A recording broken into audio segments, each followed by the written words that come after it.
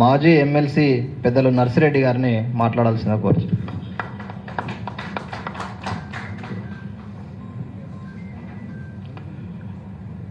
Round table సమావేశానికి విచ్చేసిన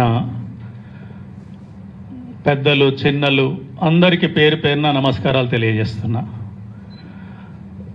round table సమావేశ నిర్వాహకులు, తెలంగాణ గ్రాడ్యుయేట్స్ ఫోరం తరఫున నిర్వహిస్తున్న రాకేష్ రెడ్డి గారు, గౌరవనీయులు ప్రస్తుత శాసనమండలి సభ్యులు కోటిరెడ్డి గారు, గౌరవనీయులు స్థానిక మాజీ శాసనసభ్యులు భూపాల్ రెడ్డి గారు, మరియు నాగార్జున సాగర్ మాజీ శాసనసభ్యులు భగత్ గారు, చెరుకు సుధాకర్ గారు, అందరి పేర్లు చెప్పినట్టు అనుకోండి. ఎందుకంటే అందరి పేర్లు చెప్తే టైం సరిపోదు కాబట్టి అనుకోవాలని భావిస్తూ,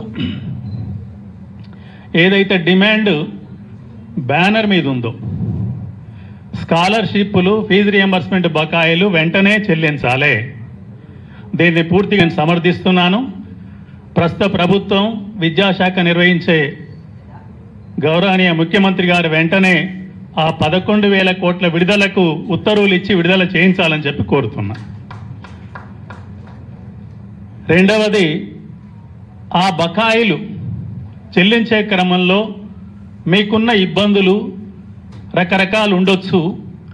వాస్తవంగా వాటిని అధిగమించి మనం ఇక్కడ మాట్లాడుకునేటప్పుడు కూడా చెప్పుకుంటున్నాం, అన్నిటికంటే విద్య ముఖ్యం. విద్యనే సమాజాన్ని మారుస్తుంది, మనిషిని మారుస్తుంది, మహోన్నతులుగా చేస్తుందని. కానీ భారతదేశంలో స్వాతంత్రం లభించిన కానుంచి, అంతకుముందు మన లెక్కలోకి తీసుకోవద్దు, ఎందుకంటే అంతకుముందు మన పాలకులు కారు.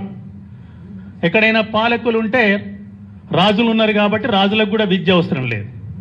కానీ భారతదేశంలో ఇప్పటి వరకు విద్య మొదటి అంశంగా ఏనాడు లేదు. ఇది మనం గుర్తుపెట్టుకోవాలి. ఏ పాలకులు కానీ చెప్పటం వేరు, ఆచరించటం వేరు. దాన్ని ప్రధానంగా ముందుకు తీసుకురావాల్సిన అవసరం ఉంది. ఎందుకంటే అందరూ ఎలైట్ పీపుల్, మనం తెలిసిన వాళ్ళం, వివిధ ప్రజా సంఘాలకు బాధ్యత వహిస్తున్న వాళ్ళం. కాబట్టి ప్రస్తుతం మనకు తాత్కాలిక ఇమీడియట్ సమస్య మాత్రం ఫీజు రియంబర్స్మెంట్లు విడుదల చేయాలి. ఎవరెవరైతే చదువు చెప్పారో ఆ ప్రైవేటు కాలేజీలన్నీ బతికేటట్టు చూసుకోవాలి, వాళ్ళకి ఇబ్బందులు లేకుండా చూడాలి. దాని కొరకు అందరం పనిచేద్దాం. రెండో విషయానికి వస్తే, ఇక్కడ డిగ్రీ మీద చాలా ఎక్కువ చర్చ జరిగింది. వాస్తవంగా తెలంగాణ రాష్ట్రంలో 950 పైగా డిగ్రీ, 977 ఉండే, 20 మూతపడ్డాయి. ఆ 977 కాలేజీలలో మొత్తం దాదాపు 5 లక్షల అడ్మిషన్లు తీసుకోవచ్చు. 5 లక్షల అడ్మిషన్లు. కానీ తెలంగాణ రాష్ట్రంలో ఇంటర్ పాస్ అయిన వాళ్ళు 4 లక్షల లోపే ఉంటారు. ఈ 4 లక్షలలో 190,000 మంది మాత్రమే డిగ్రీలో చేరుతున్నారు. ఇందులో 950 కాలేజీలలో 135 ప్రభుత్వ డిగ్రీ కళాశాలలు ఉన్నాయి.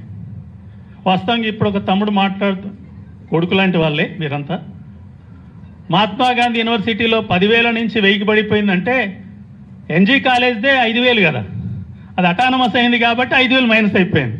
ఇప్పుడు ఇది కూడా అటానమస్ అయి ఉంటుంది, ఉమెన్స్ కాలేజ్. ఈ రెండు కలిపితే 8,000 అయ్యేపాయ, ఇంకెక్కడి.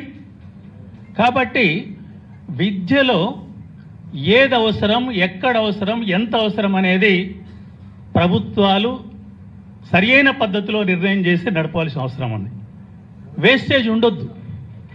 చాలా పెద్ద ఎత్తున వేస్టేజ్ ఉంటుంది. ఎంత వేస్టేజ్ అంటే 5,000 అడ్మిషన్ల కాలేజీలు అవసరం లేదు కదా. 5,000 మందికి 190,000 మంది చేరినప్పుడు అన్ని కాలేజీలలో 40% 30%గా చేరేది.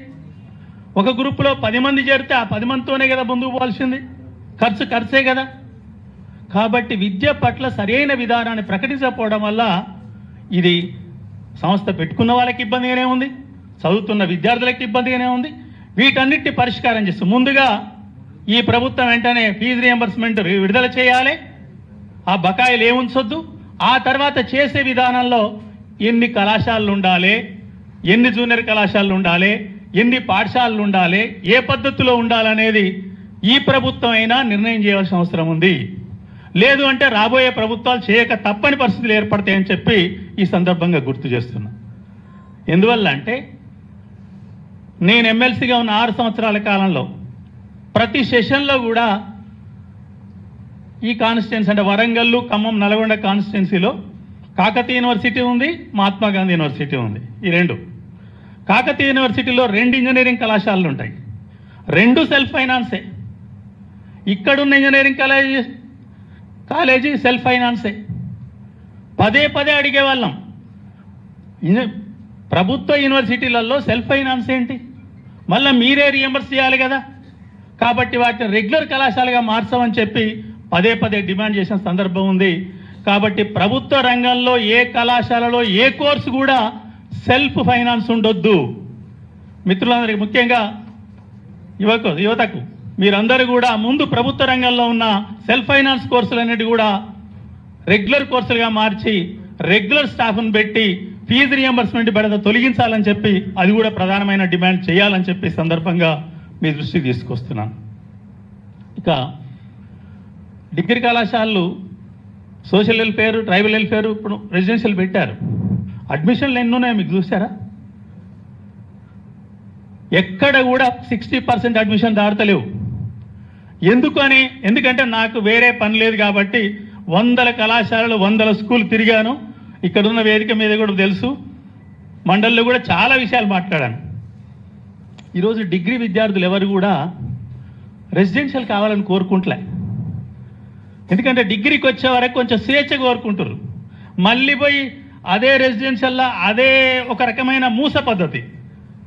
ఇది కూడా మనం ప్రజా ప్రతినిధులకు కావచ్చు, లేదా ప్రజల్లోని వివిధ వర్గాల ప్రతినిధులకు కావచ్చు, మనం ఆలోచించవలసిన అవసరం ఉంది.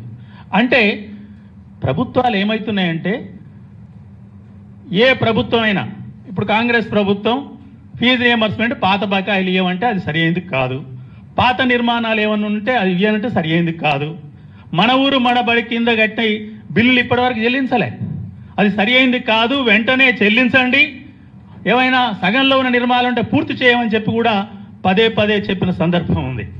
కాబట్టి ప్రభుత్వం అనేది ఎల్లప్పుడూ కొనసాగేది. మనుషులు మాత్రమే మారుతారు, పాలకులు మాత్రమే, వ్యక్తులు మాత్రమే మారుతారు. సీఎంఏ ఉంటాడు, మంత్రులే ఉంటారు, మనుషులు మారుతారు.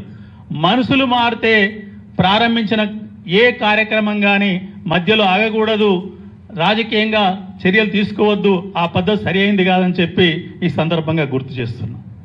చివరిగా, విద్య ముఖ్యమైనదైతే అది ప్రభుత్వ రంగంలో పెద్ద ఎత్తున నిర్వహించినప్పుడు మాత్రమే సాధ్యమైంది. ఎందుకు సాధ్యమైందంటే మనం గమనిస్తూ ఉన్నాం. ఈరోజు ఇంటర్మీడియట్ విద్యలో 50,000 ఒకరికి అడ్మిషన్లు, 50,000 ఇంకోళ్ళకి అడ్మిషన్లు. ఇప్పుడు అన్నగారు బైర్రా గీతాంజలి, ఎందుకు ఎక్కడికి పోయిన అడ్మిషన్లు?